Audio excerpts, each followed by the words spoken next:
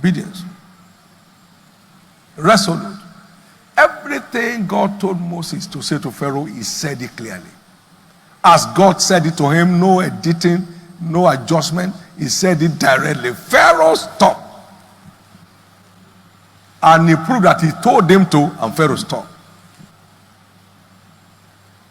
Now tell them to go forward. And he led them forward. He was in front.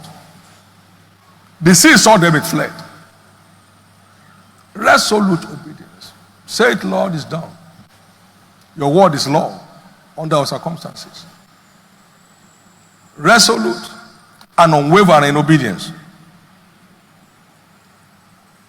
And now we have the example of Daniel, of Shadrach, Meshach, and Abednego. Daniel chapter 3, why the king made a commandment that when they hear the sound of music, they should all fall down and worship the golden image that he has set up.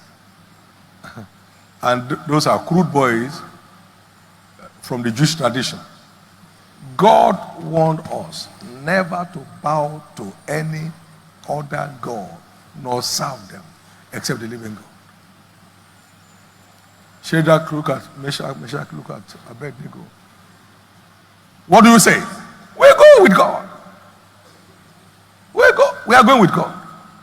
So after their meeting, I think Shadrach was asked to speak.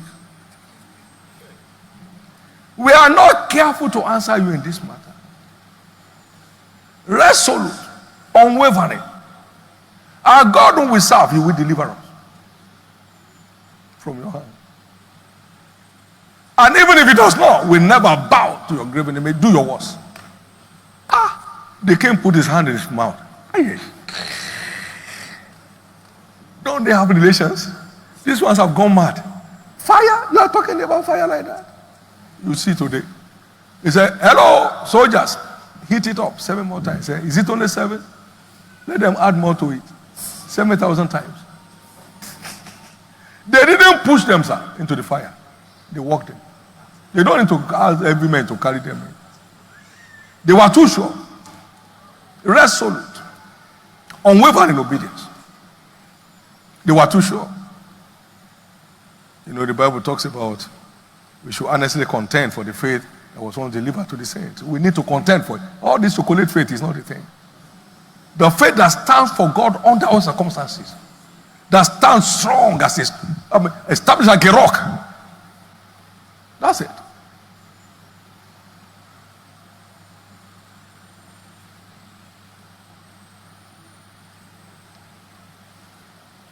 And God showed up.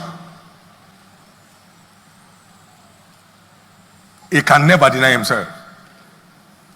You can't stand for God and he backs out from you. Resolute and unreserved obedience. Resolute and unreserved obedience. We also have the example of Daniel. The king said they should pray to only him because he's King of Kings and Lord of Lords. Daniel.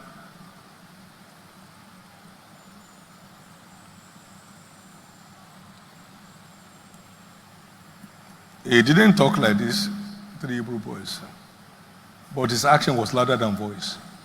He opened the windows of his house. Oh God of Abraham, Isaac, and Jacob. I never prayed to an earthly king. You are my Lord and my God. I worship you all my life. Thank you for this nation of Babylon. You have put me in charge. No one can discharge me. My God.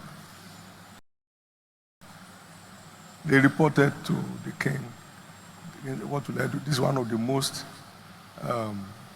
resourceful person in this country.